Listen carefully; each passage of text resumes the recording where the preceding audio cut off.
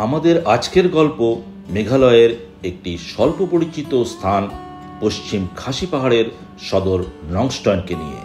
গতকাল সন্ধ্যায় এখানে আমরা উঠেছি একটি অসাধারণ সুন্দর হোমস্টেতে।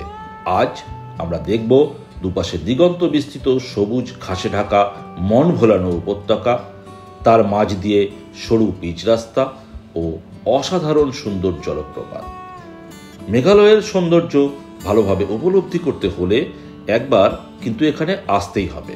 তাহলে আর দেরি না করে শুরু করি আজকের ব্লগ।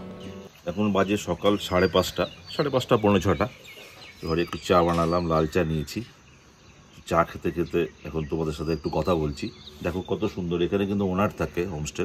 অনেক ছবি তোমরা দেখবে যে এই রুমগুলোর ছবি দেওয়া হয়, সবাই এখানে বসে টসে ছবি তোলে, কিন্তু বেসিক্যালি এগুলো হচ্ছে ওনারের রুম, ওনারাই থাকেন এই বাড়িটাতে।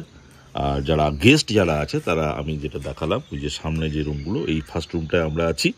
নিচে কিছু রুম আছে যেগুলো 1500 টাকা ভাড়া, আর উপরের দুটো হচ্ছে 2000 টাকা করে ভাড়া। টোটাল 5টা রুম আছে এই হোমস্টেতে। তো খুব সুন্দর লোকেশনে, একদম পাহাড়ের ওপরে এই হোমস্টেটা, ভীষণ সুন্দর। এখন একটু পরে আমার স্নান হয়ে গেছে, তো একটু পরে আমরা ব্রেকফাস্ট করব। ব্রেকফাস্ট করে তারপরে আমরা এখান থেকে সাইট সিনে বেরোবো। আজকে এই নংস্টয়নের যা সাইট সিন আছে মেনলি চেক আউট করেই বেরোবো। তারপরে আগে গিয়ে কোথায় থাকা যায় দেখি, এখনো ঠিক করিনি ঠিক কোথায় গিয়ে আমরা আজকে নাইট স্টে করবো। আমাদের সকালে ব্রেকফাস্ট দিয়ে গেল, কমপ্লিমেন্টারি ব্রেকফাস্ট, গরম গরম পুরি, সবজি। এটা কি প্যানকেক? এই কিছু একটা হবে। আচ্ছা, এরপরে চা আসছে, কাপ দিয়ে গেল। তো আমাদের হোমস্টেতে দারুণ একটা এক্সপিরিয়েন্স হলো। Homestay madam owner, actually what's your name madam? Rupa madam, very nice women. আর hospitality is very good. Thank you very much. ভীষণ ভালো আমরা ওনার হসপিটালিটি পেয়েছি। ভীষণ মিশুকে উনি, সবার সাথে খুব ভালো ব্যবহার, সবার সাথে গ্রুপ ফটো তুললাম। তো এখন আমরা বেরিয়ে যাব আজকের সাইট সিনে। তো এখন আমরা উইনি ফলস যাব, তারপরে আরও কিছু জায়গা আছে কোথায় কোথায় যেতে হবে সেটাও কিন্তু উনি আমাদের সুন্দর করে ডেসক্রাইব করে দিলেন। দারুণ এক্সপিরিয়েন্স হলো। আপনারা যদি চান বা তোমরা যদি চাও তাহলে অবশ্যই আসতে পারো। ভীষণ ভালো, রুমও ভীষণ পরিষ্কার পরিচ্ছন্ন, তোমরা দেখতেই পাচ্ছ কত সুন্দর উনি। তো চলো তাহলে আজকে এখান থেকে বিদায় নিচ্ছি খুব একটা ভালো মন নিয়ে। তো চলো যাই। এখান থেকে উইনিয়া ফলস 10 কিলোমিটারের ডিস্টেন্স, তবে টাইম যা গুগল ম্যাপে দেখাচ্ছে 40-50 মিনিট লাগবে।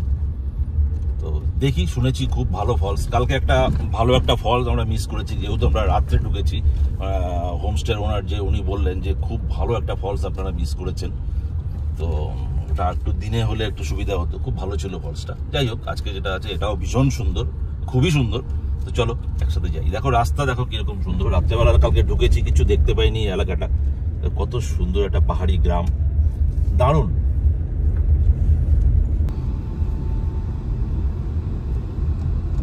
সুন্দর রাস্তা, এত সুন্দর রাস্তা। আরে বলতে বলতেই রাস্তায় জায়গাটায় কাজ হচ্ছে। আমি এখনই বললাম এত সুন্দর রাস্তা। সত্যি এতক্ষণ ধরে যা সুন্দর রাস্তায় এলাম না, ঠিক যেমনি শুরু করলাম তারপরে দেখি এই যে একটু এরকম পেয়ে গেলাম। নিশ্চয়ই আগে বাবা দেখি আগে কি আছে, অদ্ভুত একটা হয়ে গেল। যাই হোক, এখানে কাজ হচ্ছে, ওই একটুখানি আছে, তারপরে আবার বের হয়ে যাবে।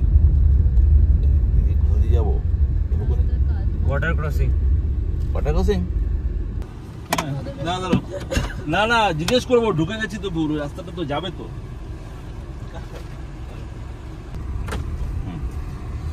এই জায়গাটায় আমরা একটু ভুল ঢুকে গেছিলাম। ওই যে আগে একজনকে জিজ্ঞেস করলাম, সে বললো যে ওই জায়গাটা দিয়ে যেতে হবে। আচ্ছা, ওই যে গাড়িটা বাঁ দিক দিয়ে উঠছে, কাজ হচ্ছে এই জায়গাটায়, যেহেতু বুঝতে ভুল হয়ে গেছে। বড় রাস্তা থেকে আমরা সোজা চলে এসেছিলাম।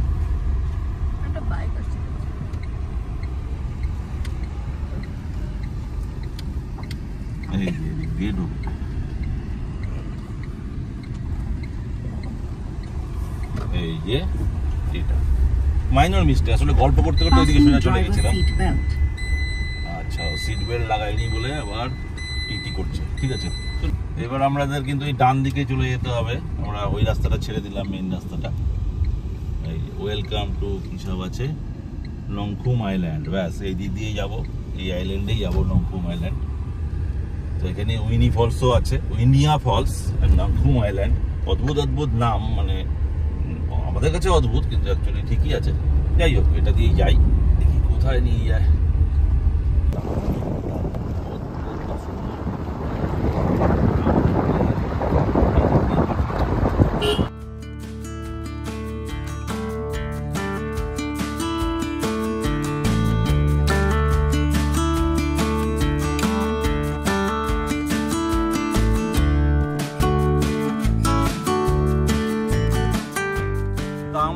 দারুণ একটা সুন্দর জায়গায় এসে দাঁড়িয়ে গেছি। তো এখন এখানে আমরা ড্রোনটা উড়াবো। দেখো একবার সিনটা, জায়গাটার কেমন, ভিউ কীরকম, একদম 360 ডিগ্রি দারুণ দারুণ ভিউ পাওয়া যাচ্ছে, দারুণ। মানে আমরা নিজেরা দেখছি, আপনি তোমাদেরকেও দেখাই যে এরকম জায়গা কীভাবে মিস করা যায়। দেখো, পাগল হয়ে যাবে। নিচের শটও দেখো, উপরে ড্রোন শটও দেখো একসাথে।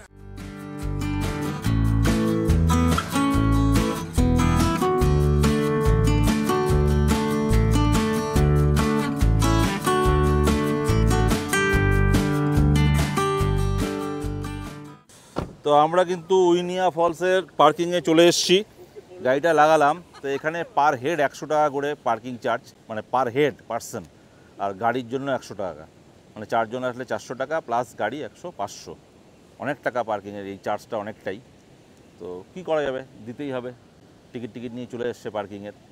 তো এই যে এখানে একটা ব্রিজ আছে, এই ব্রিজটা পার হয়ে দেখো, এই পার হয়ে আমরা যাব ফলসের দিকে। তো নিশ্চয়ই মনে হচ্ছে খুবই ভালো একটা ফলস। এই যে নদী যাচ্ছে সুন্দর বয়ে পিছনে। তো চলো যাই, আগে যাই।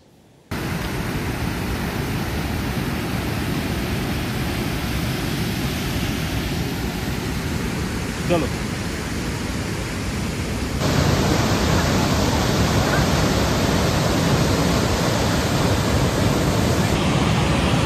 চলে এসছি আমরা ওয়াইনি ফলসের একদম কাছে চলে এসেছি। দেখো কত সুন্দর, এত আওয়াজ হচ্ছে, জানি না আমার আওয়াজ তোমরা কতটা শুনতে পাচ্ছো, ফলসের আওয়াজ হয়তো বেশি শুনতে পাচ্ছো। দেখো একবার ফলসটা ক্লিয়ারে পড়ছে।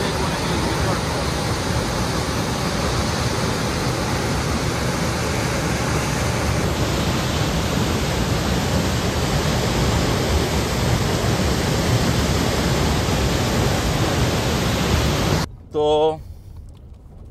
উইনিয়া ওয়াটারফল দেখে এবার আমরা কিছুটা আবার ব্যাকের দিকে চলে এলাম। তো এসে আরেকটা রাস্তা চলে গেল ডান দিকে, যে রাস্তাটা দিয়ে আমরা ঢুকলাম। তো ওখান থেকে 6 কিলোমিটার হচ্ছে নংখাম আইল্যান্ডে যাচ্ছি। নামটা সত্যি জানা নেই না, একদম ওই জন্য ভুলভাল হয়ে যাচ্ছে। তো নংখাম আইল্যান্ড বললো এখান থেকে 6 কিলোমিটার। তো দেখি নংখাম আইল্যান্ডটা কেমন। এটাও একটা স্পট, টুরিস্ট স্পট, সবাই আসে। কিন্তু রাস্তা কিন্তু, এই রাস্তা দেখো, রাস্তা কিন্তু ভাঙা আছে, রাস্তা ভালো নেই।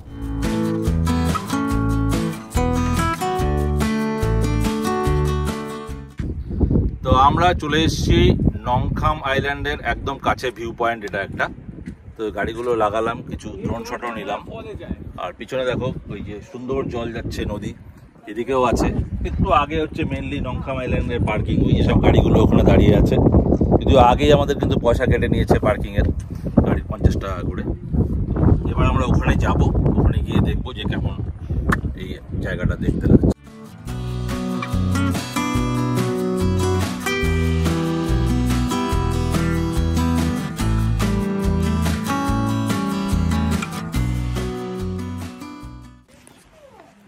আমরা চলে এসেছি নংখাম আইল্যান্ডের কাছে, একদম পার্কিংয়ে গাড়িটা লাগালাম, এখানে পার্ক করালাম। এখানে একটা ছোট্ট দোকান আছে সুন্দর। আর এই যে রাস্তাটা দিয়ে আমরা যাবো। ছবি তুল আমার একটা ছবি তোল সুন্দর করে, দেখ কি সুন্দর পড়ছে। 20 রুপিস এন্ট্রি ফি। 20 টাকা।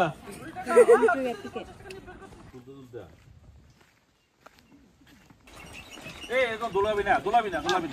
পালেও আমরা এরকম অনেক দেখেছি, এরকম সাসপেনশন ব্রিজ, ভর্তি সাসপেনশন ব্রিজ ছিল। ওগুলো কি? হ্যাঁ, বোট, ফ্লোটিং বোট। এই দেখো নদীটা কত সুন্দর। এদিকে আগে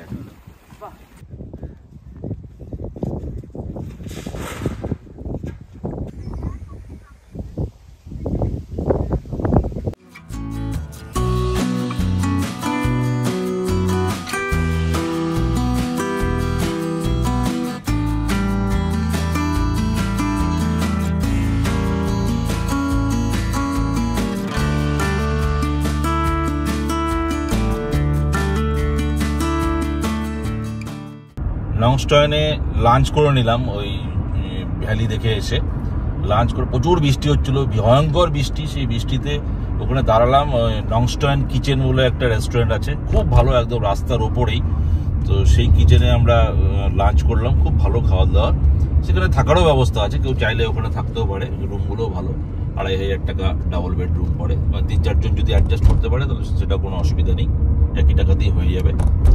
এবার আমরা যাচ্ছি মাওলাংখারের দিকে, তো এটা খুব একটা ওখান থেকে 20-25 কিলোমিটার ডিস্টেন্সে ওই নংস্টয়েন থেকে।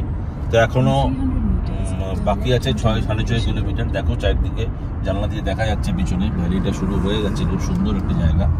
তো চলো দেখি আগে কাছে গিয়ে আরো কত সুন্দর জায়গা। এই রাস্তাটা কিন্তু শিলংয়ের দিকে চলে যাচ্ছে মনে আছে। এইবার বোধহয় আমরা একটু বাঁ দিকে টার্ন নেব ওই সাইড সিনের জন্য যেখানে যাচ্ছি। দেখি এখানে সুন্দর একটা গ্রাম আছে, বেশ ভালোই গ্রামটা দেখে মনে হচ্ছে।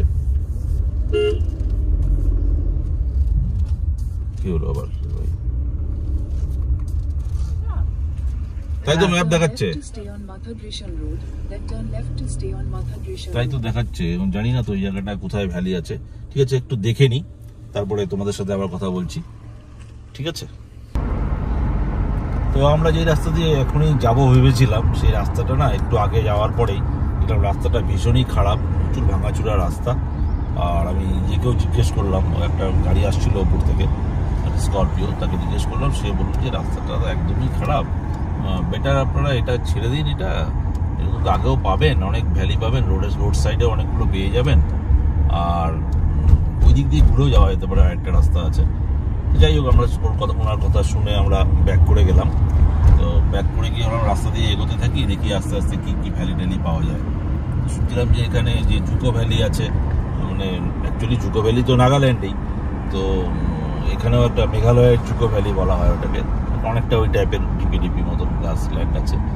তো কিন্তু আমরা ওই গাড়ি চালাচ্ছি, দেখতে পাচ্ছি রাস্তার ধারে, ওগুলো তো রাস্তার ধারে একদম রাস্তার ওপরেই আছে জুকো ভ্যালি যেটা। কিন্তু সব ভ্যালিগুলো আমাদের মনে হচ্ছে একদম নোন ভ্যালি, মানে এর আগে আমরা এতগুলো ভ্যালি গেলাম, সারাদিন ঘুরে বেড়াচ্ছি সকাল থেকে, তো সবই একই রকম লাগছে। সেই জন্য ভাবলাম যে না আর দাঁড়াবো না, অনেক ফটো তুললাম, দু একটা ড্রোনের শট নিলাম এখানে ওখানে দাঁড়িয়ে। তো দাঁড়িয়ে ড্রোন শট নেওয়ার পরে যাই, এখন তো অনেক টাইম আছে, তাহলে আমরা এখন চেরাপুঞ্জির দিকে রওনা দিই। তো আমরা চেরাপুঞ্জির দিকে রওনাও দিয়ে দিয়েছি, এখন রাস্তা দিয়ে চলছি। এখন বাজে হলো 4:20, তো চেরাপুঞ্জির দিকে যাচ্ছি। তো চেরাপুঞ্জির দিকে যেতে গেলে ওটা ওই শিলংয়ের দিকে আসতে হবে, তবে মেইন শিলংয়ের ভিতরে ঢুকছে না, একটা সাইড দিয়ে বেরিয়ে যাচ্ছে চেরাপুঞ্জির দিকে। তো এখান থেকে ওই সামনে একটা বোর্ডও দেখা যাচ্ছে, শিলং হচ্ছে 42 কিলোমিটার, গুয়াহাটি 139 কিলোমিটার। তো আমরা একটু পরে তারপরে শিলংটাকে বাইপাস করে মেনলি ওই ইয়ের দিকে যাবো না, এলিফ্যান্ট ফলসের দিকে ঢুকবো না, একটু আগে সাইড দিয়ে বেরিয়ে যাবো। তো এখান থেকে চেরাপুঞ্জি বলছে 67 কিলোমিটার। তো দেখি কত দূর যেতে পারি, আকাশ তখন পরিষ্কারই আছে, আর মোটে 4:20-25 বাজে। তো দেখি কত দূর যাওয়া যায়, যদি পৌঁছাতে পারি তাহলে আজকে চেরাপুঞ্জিতেই থেকে যাব, কালকে সকাল থেকে ঘুরবো চেরাপুঞ্জি। যদি না পৌঁছাতে পারি তাহলে রাস্তায় কোনো একটা জায়গায় আমরা থেকে যাব, দেখি কোথায় যাওয়া যায়। প্রচুর চালাচ্ছি, সারাদিন গাড়ি চালাচ্ছি, এত সুন্দর সুন্দর ভালো ভালো রাস্তা, আর তার মাঝখানে যে সাইড সিনের যে প্লেসগুলো আছে সেগুলো আবার সরু রাস্তা, বের অফবিট যেগুলো আছে, সরু সরু রাস্তা, কিছু খারাপ আছে কিছু ভালোও আছে। সিঙ্গেল লেন দিয়ে গাড়ি চলতে হয়, একটু ভালো ড্রাইভিং না জানলে অবশ্যই একটু প্রবলেম হতে পারে এইসব রাস্তায় আসলে। আদারওয়াইজ ড্রাইভিং জানলে কোনো অসুবিধা নেই, সরু হোক ভাঙা হোক কোনো রাস্তায় সেরকম কিছু না, তা আসা যেতেই পারে।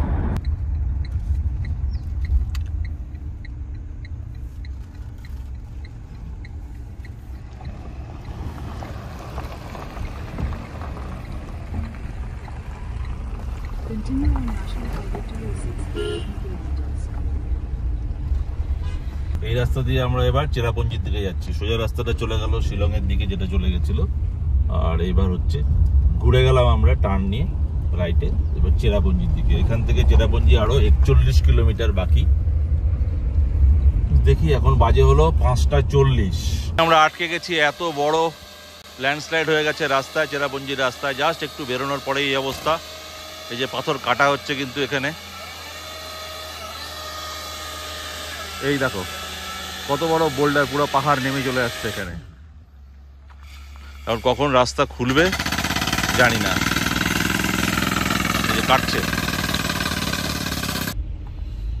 এই যে এতক্ষণে কিন্তু রাস্তা খুললো, এখন 6:20 বাজে, অনেক টাইম হয়ে গেল, অনেকক্ষণ দাঁড়াতে হলো, আধা ঘন্টা মোটামুটি, না আধা ঘন্টা 45 মিনিট দাঁড়ালাম। তো এই যে রাস্তা ছেড়েছে, এখন আমরা যাচ্ছি। তো আমরা অবশেষে চেরাপুঞ্জির রাস্তায় একটা হোটেল পেলাম, জাস্ট চেরাপুঞ্জি থেকে 10-15 কিলোমিটার আগেই পড়ছে, এই মেনলি রিসোর্ট। তো রুম টুক দেখে ভালোই লাগলো, একটু দেখে এলাম। 5,500 টাকা একটা ফ্যামিলি রুমের ভাড়া। তো সেখানে বার্গেনিং করে 4,000 টাকা করে পেয়েছি রুমগুলো। তো এখন আমরা লাগেজ টাগেজ নিয়ে উপরে যাচ্ছি, গিয়ে তোমাদের দেখাবো রুমটা কেমন। প্রচুর জার্নি হলো, প্রচুর হেক্টিক হলো আজকে জার্নি। তো চলো, তো অনেকটা উপরে উঠে এলাম, উঠে এসে রুমে ঢুকেছি, হাঁপিয়ে গেলাম ওই জন্য। তো এই হচ্ছে রুম, এই যে দুখানা ডাবল বেড, একটা টেবিল আছে, ওখানে ওদের ওয়ার্ড্রব আছে, এই সোফা সেট। আসো ওয়াশরুমটাও দেখাই।